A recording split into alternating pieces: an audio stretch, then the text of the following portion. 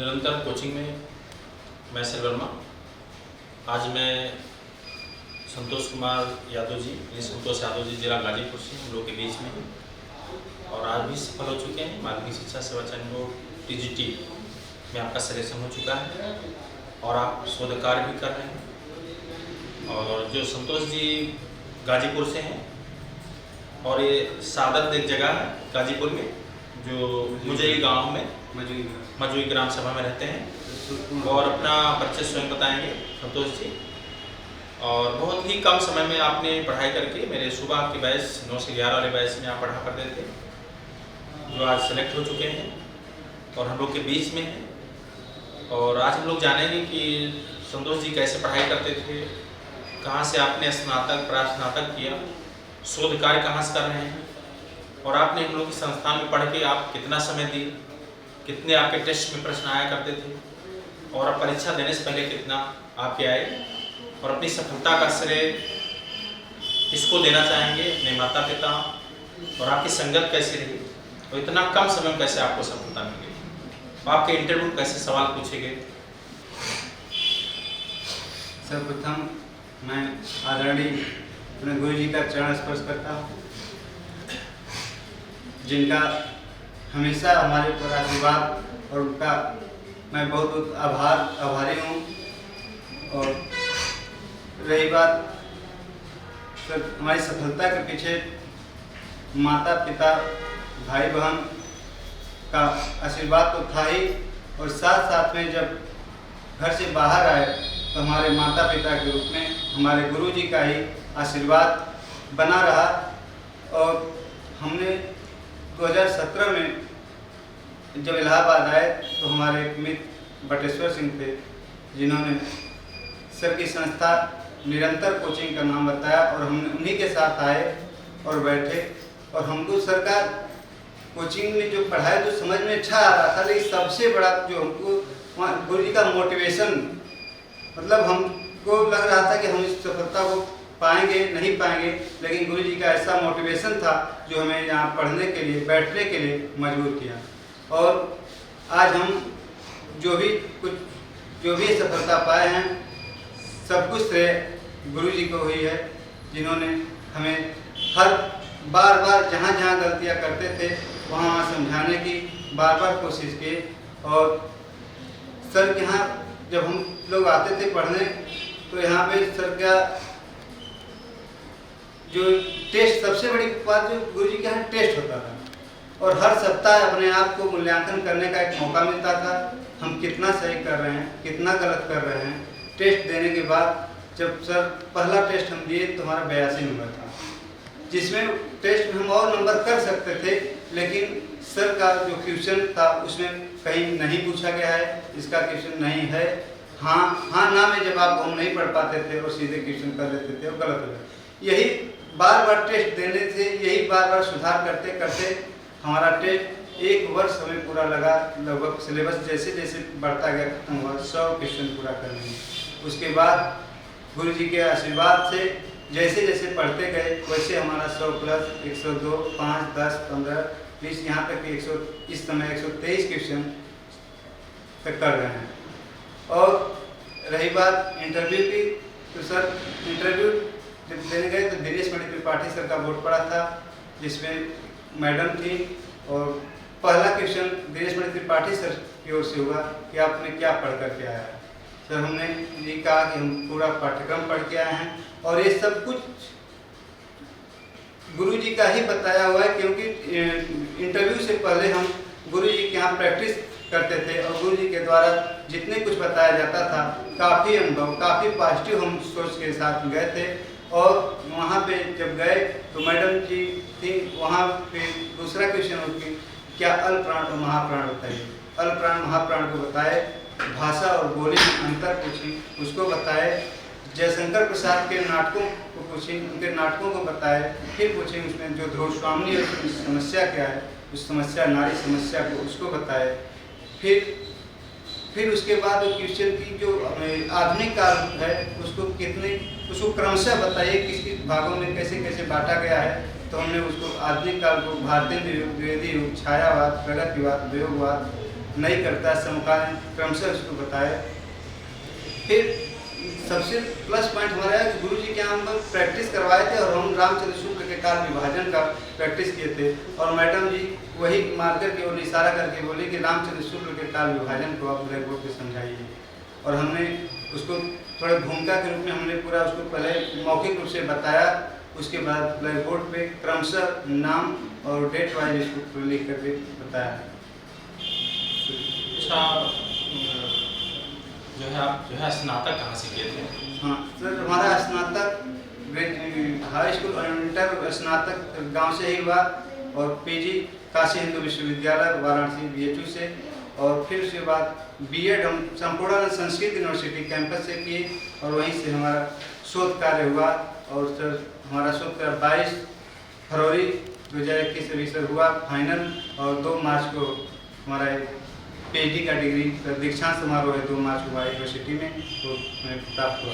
आपने कुछ कहा था कि उसी दिन मेरा रिजल्ट भी आया था? हाँ सर, हमारा सौभाग्य सर ये है कि हम PhD के इंटरव्यू के लिए दौड़ते थे कि शायद कोई फॉर्म आ जाएगा तो हम फॉर्म नहीं डाल पाएंगे, इसलिए हम गुरु जी के पास बैठे थे और उन्हीं के आवाज़ पे बैठे थे, और रिजल्ट आया था 4:30 बजे, लेकिन हमें जो मालूम हुआ 8 बजे मालूम हुआ रिजल्ट। कारण कि हम मोबाइल अपना बंद करके फ्लाइट मोड में करके गुरु जी के पास बैठे थे, और उसी दिन जैसे बाहर निकले तैसे हमारे यहाँ फ़ोन आया कि हमारी मैडम फ़ोन की कि आपका रिजल्ट आ गया है और उसमें हो चुका है। गुरु जी हमें बहुत अच्छा खुशी हुई, और फिर वहीं से रिटर्न अपने गुरु जी के पास गए, जो गाइड हमारे थे उनसे आशीर्वाद लिए, और वो भी बहुत खुश हुए हम कहे गुरु जी आपके चरणों में ही हमारा रिजल्ट आ गया, और बड़ी खुशी हुई उनको भी। और इसके बाद सर हम जैसे बाहर आए तो हम सोचे पहले आप गुरु जी को फ़ोन करें, अपने एस वर्मा सर को, लेकिन सर की व्यस्तता फ़ोन गुरु जी का बिजी था। हम सोचे पहले गुरु जी को बधाई दें, और फिर जैसे रूम पे पहुँचे तो फिर गुरु जी के पास फ़ोन किए, गुरु जी का फ़ोन व्यस्त था, फिर गुरु जी हमारे पास फ़ोन किए, गुरु जी को बधाई दी, गुरु जी हमें बधाई दिए, बहुत अच्छा लगा। वो हमारे लिए बड़े अच्छे दिन, हमारा सौभाग्य था सर। अच्छा, निरंतर संस्था में कितने समय तक आपने पढ़ाई की जो परीक्षा हुई थी? सर जब हमारे 17 से जुड़े थे, लेकिन जब हमारा लगभग 7 घंटे 8 घंटे, लेकिन जब सर परीक्षा लगी थी तो 10 घंटे 11 घंटे 8 घंटे 9 घंटे कंटिन्यू पढ़ाई करते थे। अच्छा, पूरा कितने समय तक 17 में एडमिशन लिए थे कि लास्ट में 17? नहीं सर, हमको 17 जून में मिली। 17 जून? जी जी, मतलब लगभग 8 एक बार सिलेबस पूरा। जी जी जी।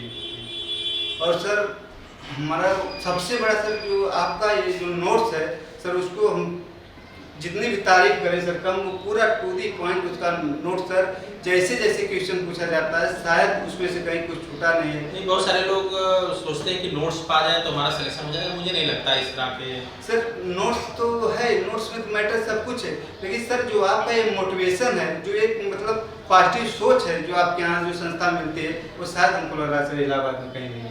समझा करके जो लिखना वो ज़्यादा जी इम्पोर्टेंट। जी, जिसपे सर पूरी व्याख्या सुना जाए, उस पर फिर उसको लिखा जाए, और सर सबसे बड़ा प्लस पॉइंट जो बार बार सर खड़े करके क्वेश्चन पूछते हैं, वो एक भय भी बना रहता है कि अपने आप को हम तैयार करके चलें, क्योंकि सर क्वेश्चन पूछेंगे वहाँ हमें शर्मिंदगी महसूस ना हो।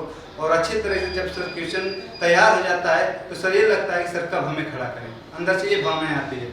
और सर एक संस्कृत साहित्य का सर जो आपका बुक है, उसका सर हम जितनी तारीफ करें कम, क्योंकि सर वो TGT के लिए हिंदी संस्कृत साहित्य के लिए हम करेंगे कोई एक तरह से औषधि है सर। आपने कोई किताब नहीं पढ़ा होगा उसी से काम चल रहा है? बिल्कुल सर, उसके अलावा हमें कुछ पढ़ने की जरूरत नहीं। और सर हमसे लोग सर 5-6 लोग हैं सर, जो हम यहाँ से बुक ले करके आपकी बुक सर वहाँ तक हमसे बनारस तक उनको उपलब्ध कराए, तारीफ करते थे, उस किताब को मांगते थे, क्योंकि आपका बुक सर मार्केट में स्टार्ट हो गई थी, मिल भी नहीं थी बीच में, लेकिन हमने उसको ले जाकर वहाँ उपलब्ध कराया। जो लोग भी देखे सर बुक की तारीफ किए, और सर सब लोग से क्या तारीफ, हम उसको किताब को पढ़ते खुद हमको अच्छा लगता है। उस किताब संस्कृत साहित्य के पढ़ने के लिए, उसके अलावा हमें कुछ पढ़ने की जरूरत नहीं। अच्छा, आपके घर में भी कोई सर्विस, पहली सर्विस है किसके पहले? सर सर्विस सर हमारे यहाँ सर हमारे भैया हैं सर, रेलवे में हैं, इस समय DLW वाराणसी में है। तो उसके बाद सर भाभी का इसी 69,000 वाले में सर हुआ है, लखीमपुर मिला है सर। हमारा भी था, कुछ ही नंबर से छट गया, नहीं हो पाया सर, फिर TGT सर हमारा हुआ। बड़े पिताजी लड़के हैं सर, बड़े भैया एक हैं, वो प्राइमरी में हैं, बनारस में हैं, और सर एक छोटे भाई विनोद यादव हैं, उनका भी सर 80 में हुआ है, TGT में भी चयन हुआ है।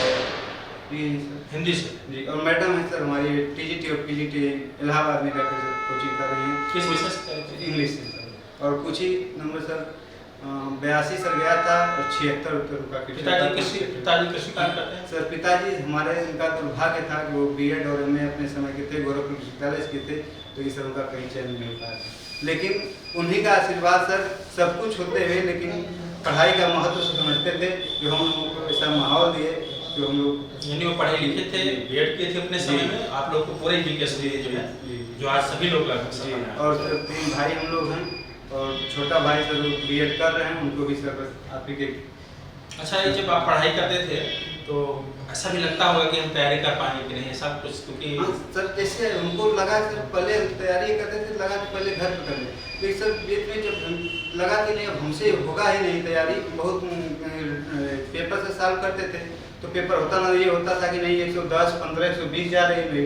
तो अपने को बड़ा होपलेस होता था सर। तो फिर हम नहीं सर जानते थे कि नहीं हिंदी की भी कोचिंग चलती है इलाहाबाद में। और जब हम आए सर यहाँ पे तो मित्र हमारे बटेश्वर हैं, वो रूम पार्टनर भी कुछ दिन तक थे हम लोग, सर वो आए दिखाए कोचिंग। सर कोचिंग में जब हम बैठे तो हमको इतना अच्छा लगा कोचिंग कि हमने जो पढ़ रहे हैं रूम पे तो पढ़ रहे हैं, अगर यहाँ से पढ़ करके इतने लड़कों के बीच में पढ़ करके जाएं और फिर हम रूम पर पढ़ें तो अपने आप को समझ में आता है कि हम कमज़ोर नहीं हैं। जो लड़के हैं सामने अपने आप को एक तुलनात्मक ढंग से देखने का एक नज़रिया मिल जाता है, तो लगता है सर नहीं बहुत कमजोरी नहीं है, अगर कोशिश किया जाए तो सफलता पा सकती है। इसमें सर हमारे कुछ मित्रों का भी योगदान रहा है और सर सबसे ज़्यादा जो सर योगदान रहा है आपका सर आशीर्वाद बना रहा है जो हमने आज साकार किया है। मैंने सुना है कि आप जिस बैच में आप पढ़ते हैं काफ़ी लोग का सिलेक्शन तो कोई और किसका हुआ है ना? हाँ सर, हमारे बैच में सर सिलेक्शन राजकुमार जी थे, सोफियान अंसारी सर थे, जो शाम को पढ़ते थे, शाम को बैच में पढ़ते सर, शाम में थे क्या? शाम में पढ़ा जी। और सर वो राम प्रकाश चौहान सर थे। अच्छा, शाम वाले बैच? शाम वाले सर, इस समय हम फिर सुबह वाला बैच। अच्छा, मैं सुबह जानता था सर, काफी लोग उसमें चयन हुआ, राजेश यादव थे सर, अजय थे, काफी सर इससे पहले आए थे लोग। अच्छा, मैं समझा कि आप सुबह में पढ़ते हैं। जी जी, नहीं आपका शाम को ही बैच है।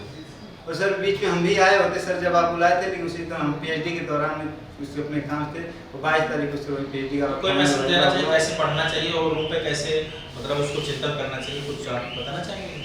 सर पढ़ने का मतलब ये है कि जैसे सर जो आपका नोट्स है कोशिश करें कि पहले नोट्स को अच्छी तरीके से एक टाइम बना ले कि हमको 2 घंटे ग्रामर पढ़ना है, बाकी हमको 4 घंटे साहित्य देना है, लेकिन उसमें ये भी ध्यान रहे कि ग्रामर हमारा 1-2 दिन गैप हो सकता है, लेकिन साहित्य को कभी न गैप करें। और साहित्य में कम से कम 4-6 घंटे का समय हम साहित्य में दे रहे हैं, तो 2 घंटे हम ग्रामर पे, काव्य शास्त्र है, भाषा विज्ञान है, इससे बना रहे हैं।